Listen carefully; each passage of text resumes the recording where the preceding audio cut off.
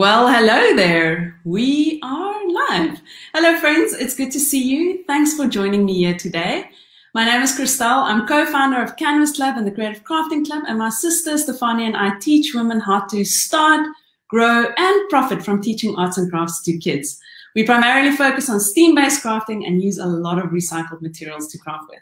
So today we are going to dive into a series, and the series is called How to Let Go When Crafting with Kids and the Harm If You Don't. So let me know where you're watching from. I'm here from sunny and beautiful Cape Town in South Africa. And then if you are a member of the Creative Crafting Club, please give me a hashtag CCC in the comments. It's lovely to have you here. So before we dive in, I want to tell you about a brand new awesome freebie that we've created specifically for this series. It's a really fun quiz, and it will help you to find out how controlling you are when you are crafting with kids. And then also we've added in, let me just grab that note, 5 easy ways to encourage creative freedom in arts, in an arts and crafts class. So this is relevant for when you're crafting with your own kids or as a teacher. And Stefani, if you would mind popping that link in the comments below, then everybody, please click on the link. It's a free PDF downloadable. And then we chose this topic today because, let me just quickly hide that. I'm so tech savvy. We chose this topic today because I know so many of you want to learn to let go of perfectionism and the need to fix our kids' or our students' creations. But let's be honest, it's hard not to step in and take over. And then on the other side, how do you deal with perfectionism in children? So let me tell you a quick story. As a kid, I was quite free and quite wild, and we had a lot of creative freedom growing up. My nickname was Nina and the Bos, which roughly translates to free forest child. So in the early years of teaching arts and crafts in our studio in Cape Town, you can probably imagine how this free forest child felt when the first time a kid started crying because another kid splashed paint on her project. And then I also remember there was once a grandmother who attended a class with her grandchild, and then the grandmother completely took over and she gave the grandchild a snack to keep her busy whilst the grandmother completed the child's craft on her own. And then it's happened a few times where a child has asked me to help with cutting or doing part of a project for him or her. And then because they thought that it's perfect if I do it, but then if I wasn't able or willing to help, breaking down and having a bit of a cry. So to say the least, when these things happened, I was completely out of my depth and I needed help. And what I did was I consulted an expert in the field, Marlene, who will be joining us here today. And she gave me fantastic practical advice on managing and controlling adults and perfectionism in children. So this advice was so effective that it has become core to how we teach in our studio, as well as our Creative Crafting Club lesson structure. So before we bring Marlene in to share her wonderful wisdom with us, let me ask you, when you are crafting with kids, just comment A, B, or C, and let me just switch this on. Do you struggle to let go and step in when the kids do something wrong in your eyes, if they're not painting exactly the way you wanted to or using the right colors, for instance? Or B, do you want the end product to look pretty, even if it means you need to get involved? Or C, have a child or student who struggles with perfectionism. Do you have a child or student who struggles with perfectionism? Don't be shy. You are not alone. So we've been getting a lot of questions from our members and the community on this topic. And Marlene has prepared a really fun challenge for us today. So please be sure to stick around to the end. I am so excited to have you all here. And I'm excited to let you know that Marlene, who is also an occupational and play therapist, will be joining us for 4 weeks as we complete this 4-part series. So be sure to tune in every Thursday and to catch us live. Hello, Isabel from Stellenbosch, and I see Melissa is from Sydney. Samantha, it's so nice to have you here. Hi, Diane. Thank you, everyone, for tuning in. And then I think we are ready to jump right in. So the topic for today is what the harm is to children if parents and teachers don't learn to let go. So let me just quickly add Marlene. She was waiting patiently in our virtual meeting room. So a very warm welcome to Marlene. How are you doing, Marlene? Hi. Oh, thanks, Christelle, for the opportunity to be here. It is so lovely to be here. I'm on the other side of Cape Town from where Christelle is, so we're on opposite side of the mountain. Yeah, but it's lovely to be here. And if you would be able to see my head, really, it's full of glitter at this very moment. I am a fellow crafter and very passionate about creating. So apart from this amazing and important topic, I'm really just happy to be in your space and with your community, because I think it's a beautiful community.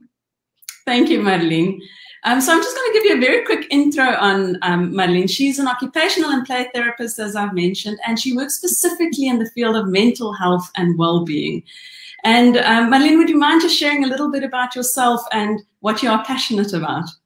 Yes, I'm essentially a group therapist. So I work in mental health, and our role as group therapists is to help an individual to process all of the obstacles in their lives, to actually help them to just find their true meaning and their true beauty and kind of live the life that they are meant to live. And in our profession as occupational therapists, we use a lot of creative mediums to help people to get to where they want to go. And so that, in a nutshell, is what I do and what I'm passionate about. I'm really passionate about people achieving their full potential. And it's very interesting that we have this topic today, because I think that achieving your full potential does not start in a later age in your life, but it actually starts with the mindset and the attitudes and the behavior that you already were taught as a child. It is so interesting because just half an hour ago, I'm coming from another session, which is very coincidentally also a letting go session. And what we did is we drew with chalk on the floor, and you would not believe how many adults were freaking out about that and were saying, like, I can't. And my mom is going to say something. I'm like, your mom is not here, and you can definitely draw on the floor. But it's interesting that these patterns of control and perfectionism and not letting go can stick with us. So I almost want to say, in a nutshell, my job is to help you feel free. And I'm hoping that through the series, we can help you find some freedom in your classes and with your kids and for yourself. So thanks, Marlene. Marlene is a big advocate of play as well. And we are all familiar with the buzzword play-based learning.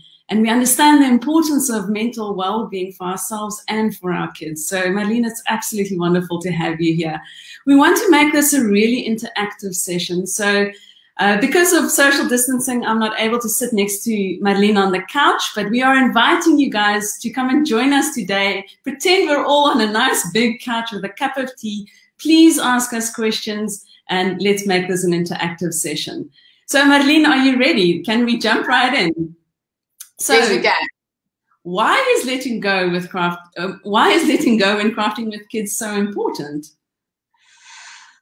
I think it's such a layered question, and there's so much benefit in letting go. But I think the thing that we really need to think about is that there's almost more harm if you don't. So apart from the benefit and the creative freedom and all of those beautiful things, we actually need to think about the harm that we do to our children when we do not allow them to either create their own projects, finish their own products, like your beautiful example that you've mentioned, or just have that autonomy in their own creations. And so what I am more concerned about is the fact that if we don't let go and if we operate from a space of control, we are actually harming our children. Could you name an example of what type of harm would we be doing? I think that's actually a key thought process for us today. So if you think about harm, you need to think about the unhealthy dynamics that control creates in our children. And so one unhealthy dynamic that is a possibility of creating in a child is the anxious child. Now think about that. If you are constantly telling a child, do it like this, change it like this, fix it like that. If we give a child an activity that is not age appropriate, so a little bit too tough, they can't do it actually. They think about a child of 3 that we want to tie their shoelaces. A child of 3 should not do that. And so if we pressurize that child and we have unrealistically high expectations of that child, then that child becomes anxious. They are scared that they will get that wrong. And we know that anxiety, even for us as adults, it paralyzes us. It stops us from doing what we need to do. So later on, we get frustrated because the child can't do these things. But if we constantly took over for the child, the message that we're actually giving that child is, I don't trust that you can. And so if a child struggles and I take it over, that is what I'm actually essentially saying to the child. So that's the one side, is that we're creating anxious children. The opposite side of that is that we are creating perfectionistic children. So you think about a child that takes your controlling and makes it internal and says, I am wrong, therefore I'm anxious. Or you can take your controlling behavior in a class or with your own children, and it can externalize for that child, and that child can say, I need to do everything right so that my parent or my teacher is not upset with me. So now when I do something, it needs to be perfect, because that is how my teacher did it, or my mom did it, or that is what I think they expect of me. And that's so beautiful about your example that you mentioned of the child that didn't want to do it themselves because they're so scared that it won't be perfect. The amount of pressure that we put on children in a very young age is actually it's astronomical. And we need to think about those children growing up, carrying those unhealthy habits into their teenage years and into their adulthood. And so that's really the harm that we're doing. I'm thinking now of an example of a mom who came in and she crafted with her child, and it was a little girl and she was scribbling as she should on a piece of paper, and then the mom actually turned the page over and she was like, no, don't scribble kind of thing. And so that perfectionism, it's not just in children, it's in parents as well. So it's got a long-lasting effect. And I think we can't help ourselves. No, we are so, as adults, we're like, oh my word, the teacher said draw a snowman, and here you are going scribbling. Don't. Exactly. Think about what that does. And also what this process is all about. Is this process about control and perfectionism for the child? And are we just not imposing our own need for control and perfectionism on a child, and therefore creating those exact same dynamics in the child? I always ask parents in our kind of setting of acute mental health, what do you want to teach your child? To always be perfect? Or that it's sometimes okay to be learning and growing and making mistakes and learning through that process. So I think that's very crucial, is that it's the mom's anxiety that makes her want to be perfect, and that is then absorbed in our children. Absolutely. And then surely this must create some unhealthy dynamics in between the mom and the child as well. Absolutely. So this is so interesting, is that, so now we look at a child that has developed certain characteristics and certain patterns within themselves, either anxious or perfectionistic or whatever that, sorry guys, I'm moving myself the wrong way. There we go. Anxious or perfectionistic. I also need to be controlling in terms of how far I am in the screen. If that happens, you can think that the relationship between the mom and the child will change. Obviously. Immediately, the relationship between the teacher and the child will change. So now we think about the anxious child. And now the anxious child becomes dependent. The anxious child is waiting for you to do it for them. Or they are constantly waiting for your approval. I can think that the teachers in our group knows that. Is that child that looks up at you expectantly, waiting for you to go, well done, you've got this is the right thing. But then we have to ask ourselves, why does that child feel the need to be approved of? Isn't a child supposed to be spontaneous and creative? So immediately we are creating a dependency in our children, and that they want us to affirm them or to do things for them. The danger of this is that it also makes you as a parent or a teacher codependent. Okay, so now codependent is the add-on on dependency. I'm not necessarily dependent, but I need you to need me in order for me to be okay. That's quite dangerous. Think, teachers, about how wonderful it is if a child says to you, you are the best teacher ever, and you help me so much, I love you so much. And something about that is that we almost get negative feedback in that our over-helping of the children gives us an identity that almost feeds our controlling behavior. And in a way, that dynamic is just not allowing for an authentic flow, specifically around children. I mean, as adults, we know that we become stunted and jaded, but a child should not have that pressure, especially not in a creative space. Yeah, I've often thought of independent and dependent. I mean, obviously, when my baby was young, he was 100% dependent on me, and I just assumed that he'll become his own little independent little human being, and already he is. He's this power little toddler, climbing on everything, and he's so independent. But I've never thought of the concept of codependency. And sure, I think those are really valuable insights. Thanks, Marlene. I think that's something that I also need to take to heart. And then, Marlene, you also, I remember a while back, you told a story of a teacher. Would you mind telling that story where a teacher gave you good feedback when you were, I don't know if it's too personal, but gave you good feedback? I think it's important to understand that what you say and what you do makes a massive impact. So I was a little grade 1, which in South African context, it's quite a younger age of child, but just first school going. And so I stood by the teacher and I read, and I must have read beautifully. I think I was amazing in whatever I read. And the teacher gave me praise. And she said, well done. And so that was all good and well. But then my chair was at the very back of the room. So I skipped, like happily jumped, all the way to the back of the room. And the teacher made a comment, and it's interesting that I can't really remember the comment, but I can remember feeling the shame of being scolded for being happy and for being loud. And now my friends will tell you I am still loud, but still to this day, the fear for me in being loud and being too much because of what that teacher said. And probably if you think back to that teacher, sure, she had 40 kids in the class, it was a big class, but what she said matters. And it matters so much that I still hold it on in my heart. And I think this is what we need to think about, is that we can't go and blame ourselves for every mistake that we make in a class, and we are going to make a lot. And as a parent, you are going to make tons. But what I think we need to think about is, how can we be more aware of spaces where we are over-controlling? And how can we be more aware of spaces where we are saying things that are actually relevant for us and can harm our children, if that makes sense? Makes a lot of sense, yeah. Then just to get a bit onto the child that wants to constantly please, you mentioned that a bit earlier on. If you think about the dependent child, that child now becomes extremely pleasing, and they do everything right, and they do everything to get your affirmation.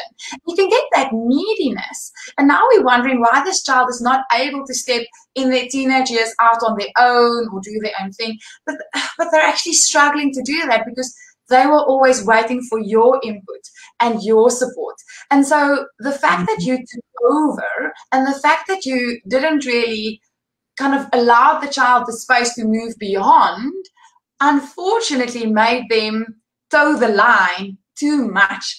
I see that Jane, I don't know where you're from, but she speaks something about, they are beautiful. She's speaking something like about the school and the more structured and the more formal versus, I love what you're saying, like coloring in the lines. Obviously, in a school space, there is certain stuff that a child should do, and there are certain aims and objectives and learning outcomes that should be met. But I think it's not really the task that's the issue. It is how we approach the task. So one child is really struggling, and we can very quickly go, oh my word, you're so slow. Look, all of the other children are finished. Why are you not finished yet? What does that say to the child? That child that we go and constantly go, it's not in the lines, it's not in the lines. Can you fix this? There should be. Can you see that perfectionism that we create? Can you see that? Even just me saying it creates anxiety in me, that is what we say to a child. So obviously, in a more craft and creative space, and the point of something like Canvas Club and the Creative Club is about allowing children a space to grow with play, with not scholastic responsibilities. But I think even in scholastic tasks, it is about how we teach and how we do things and how we are letting go of our own need for perfectionism. I'm not saying for a child doing the right thing, for our own need for control of that child's outcomes. That is the issue that we need to address. It seems almost a bit easier if you are a teacher like us teaching crafting to children than, managing those boundaries at home, because as Jen mentioned, she talks about homework time and coloring in the lines at home. So it's slightly more difficult because at school you must make sure, as you mentioned, not to, you know, highlight that one child is falling a bit behind. But when you're at home, how do you actually deal with that at a home environment? Yeah, that's a very good input.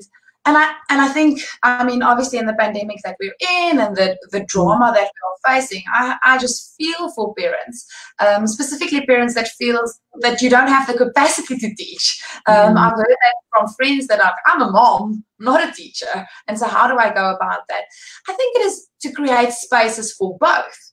There is a space where we have to sit and it's paper-based and we have to do our work and we have to focus. And in that space, you almost teach and help the child, guide the child as to what this period, for lack of a better word, is about. But then there's also spaces where we are letting go and just being creative and not caring about glitter and mess and paint and nonsense, but that there's that free time. And I think a child needs both. A child needs to learn boundaried approaches, but children also need to be taught to be carefree. We speak about it in our in the freebie that you are getting. Please download it. It's really fabulous. But it's about preparing the child as well and saying, okay, this next hour is schoolwork. And so this is what is expected of you within their capabilities, obviously. And then we say, okay, after snack time, now it is fun time. Here's the paint. Let's go. I'm not going to stop you. I'm going to give you the parameters, but I'm not going to hold you back. You be creative. Which hear the underlying message. You be yourself. I trust that you know what is good for you and what is nice for you. I don't need to own you. I can just be with you. Okay, that's very clear. Thank you for that. That makes a lot of sense. And setting those boundaries, whether it be in a time blocking type of scenario, I think you once mentioned the word helicopter parenting as well, and setting boundaries with children. Would you mind elaborating just a little bit on that as well? I think the biggest thing that children actually want is clarity. It's interesting how in our practice with adults, that is coming up a lot. Is if I say to an adult individual, what do you want as a child? Like, I just wanted to understand what was going on. I just didn't click what was going on there. And so I think clarity is very important, that we give children that support in terms of clarity. Now, so if you think about a helicopter parent, this parent comes in and does everything for you and is up in your business and is taking away your autonomy and is just being so controlling about things that are actually yours. And the next moment, this parent is gone. And suddenly, as a child, I'm sitting with the emotional vulnerability and I'm scared, but my parent is not there. Can you hear those mixed messages? So what the parent is essentially giving the child is saying, when you are doing things my way, I will love you. When you are not doing my things my way, I will be off in my world of my own. And so that is quite dangerous for a child. This is another dynamic that is then created in children if we speak about not letting go or about harming when we don't let go, is that we create in children resentment, anger. You know, that typical difficult child. Oh, we all have those difficult children. And they run around and they are just impossible to manage. And then we have to ask ourselves, but why are they so difficult? What are they saying through their behavior? And often difficult children, quote unquote, they're angry children. They're resentful. They're like, you took my space. I don't have a voice.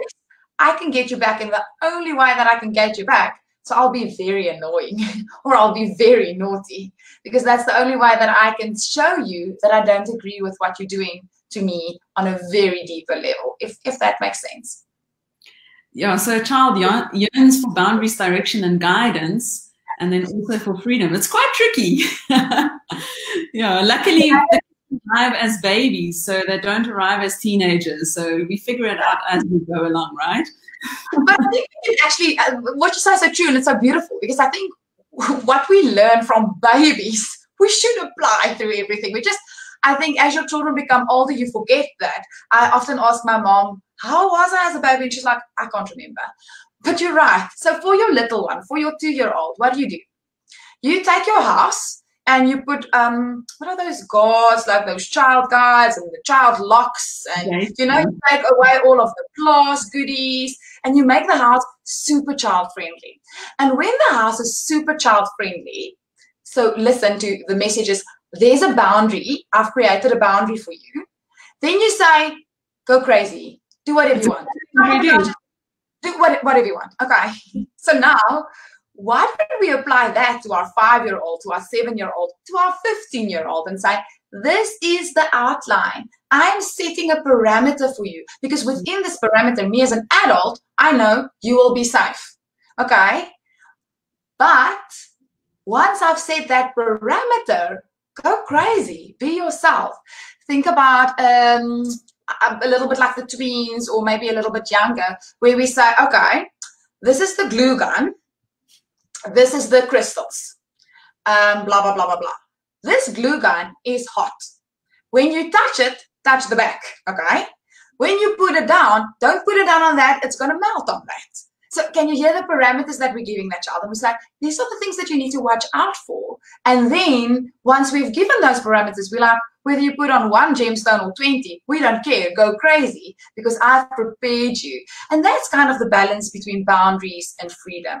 A boundary is not there to restrict. A boundary is there to keep you safe. That makes a lot of sense. So still trying to give them creative freedom and the spontaneity that leads to learning. So I love the saying, let go and let them grow. I mean, I've heard that before, and it's quite. And this probably takes us back to the benefit of letting go. And I think it's good that we chat about the harm, but then coming back to the benefit actually is that children learn through play. Children learn through, in a way, we can say rebelling, through being against the grain, through trying things and failing. Children learn through trial and error. They learn through that process. And so when we take that away, we take away the opportunity for learning. And so when we don't let go, our children can't grow. So that's a beautiful saying to use. I also think that we need to think about, instead of creating unhealthy dynamics, how can we create healthy dynamics? How can we create a child that feels confident about their skills? How can we create a child that feels safe in their own identity? Something as easy as like, I like to paint with green paint. How will that child know it if you always tell him to use orange? And so if we want to create healthy, well-rounded, spontaneous, creative children that can fulfill their own potential, we need to let go. And by not letting go, is this harm limited to only the child or to the entire family? It has such a knock-on effect. So let's chat about the family first, and then we also need to just chat about the parent. But if we chat about the family first, now you have a very anxious child in the house. And so that anxious child is more needy. And as that anxious child is more needy, the parent gives more attention to the needy child. Can you think about what the other siblings are hearing from that conversation? And now the older siblings are given the right to do whatever they want, and the younger sibling is not. There is a dynamic where we create sibling rivalry between children because we can't let go. Or we think about the anger in a child and how that can have an effect on a whole family. And so I think even though your crafting or your process is with one child or with the individual in the session or the class, it is important to think that what you do has a ripple effect in their whole lives. And so that is very important. And then I also want to touch on the parent themselves. I mean, parenting is a hell of a job. Sorry. It is a hard job. It is so tough to do it. And so you want to help yourself in the parenting process. A needy child takes more of your time. And then you feel more burnt out and you feel more resentful. A difficult dynamic with your child. It's so difficult to resolve that. It's so difficult to hold on to that. And you might start to judge your own parenting skills. Now, can you think if you're starting to judge your own parenting skills, you just slip back into a dynamic of, I'm unsure about myself, so let me just become more controlling. I see clients all the time that say to me, I'm doing exactly what my mom did to me. I'm not allowed to play. I'm not allowed to do, and I'm making my children little militaristic versions of household managers and cleaners and I don't know what, because I am taking my own anxiety, inserting it into control, which is normal for us to do, but then that has a massive effect on my household. And can you then imagine that on a relationship? If I'm constantly controlling, then I'm the bad cop. So someone has to be the good cop. So there's a split in the relationship. There's a split in the unity of a family if the partners of the family is not kind of solid and united in this. Oh, so it has a very big effect on everyone. And it actually starts with something as small as just put your finger on paint and press it on something and let go. Yes. Perfectionism is not important in crafts. Marlene, you've got an incredibly fun challenge for today. Would you mind if we jump into the challenge, and then if there's anybody else who still needs to wants to ask a question, please comment it, and then we'll get to that. But Marlene, I mean, on that note of letting go and paint on the fingers, would you mind sharing your challenge for today? And please take part and comment afterwards how you do. My clients always say that they shouldn't trust me. So in the first of the 4 series, I'm telling you, do not trust me. I'm going to make it challenging for you. So our challenge for this week is catch and count. Catch and count. Okay, so here's how it's going to work. You are going to choose an activity. You can choose any activity. If you want to make it easier for yourself, do something like table setting or cleaning up the house or something like that. If you want to make it a little bit more difficult, go a little bit more messy. Have more paints and those kind of things, sand, glitter involved. But have an activity that you can do with your child that is age appropriate for that child. So you know that the child is able to do that, and it's kind of within your child's ability. Put on a timer, 10 minutes. In that 10 minutes, you are going to catch yourself every time that you want to take over, give an unnecessary instruction, or control the child.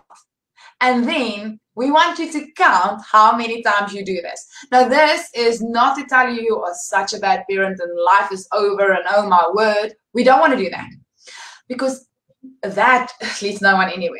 But awareness is key. I firmly believe that if we have awareness about our behavior, that kickstarts the chain reaction of change for us. So what we want to do in this first challenge is just notice, just be aware. And I promise you, I don't even have children, but I'm going to do that too, because I am very controlling about my husband and his shoes on the floor. But every time we have to stop ourselves and catch ourselves and say, is this necessary? Or am I just being controlling? And so, guys, that is the challenge. And yes, like Christelle said, it would be lovely to hear your counts. We'll share ours too, so that you can know and give us some feedback about how it's going. And just start to create that awareness in yourself of, are you actually taking over? Are you struggling to let go? So I'm definitely going to have my 1-year-old set the table tonight. And no, just kidding. I think that's a really great challenge, and I think we are all guilty of it, especially with my husband. All right, so I think we're going to wrap up, Marlene. Is there anything else that you would like to add? I just want to quickly remind everybody to grab the free quiz. How controlling are you when crafting with kids? And then also Marlene has given us in that freebie 5 easy ways to encourage creative freedom in an arts and crafts class or when crafting with your children. So be sure to click on that link and download the freebie. Marlene, is there anything you'd like to add or a quick recap? I just want to say, hey, Lily, for accepting the challenge. I'm going to check up on you there. Thanks for that. Yeah, give us a heads up if you are going to take the challenge so that we can hold you accountable. I just want to say that this is a process. And so it's important when Christelle said to me, Marlene, let's talk about this. And as we discussed it, we said it can't be a once-off thing, because this is not a quick fix. This is not an easy change. Letting go is very difficult. And so I want you to also, through this whole process, be patient with yourself. We can always undo the harm and the difficulty that has already been caused. The big thing is, how do we choose to go forward? So give yourself a break. Don't be so hard on yourself for not letting go. But definitely, thank you, Isabel, I see you doing it too, accept the challenge. Let us not just help our children by letting go. Let us help our families and ourselves, and then by default, the whole world. So that's my input. Yeah, let's change this from harm to benefit. I love that. Thank you so much for your time, Marlene, and thank you everyone for tuning in today. We'll see you next week, same time, same place, and we've got another topic to share, so be sure to tune in. Thanks, Marlene. Bye. Bye.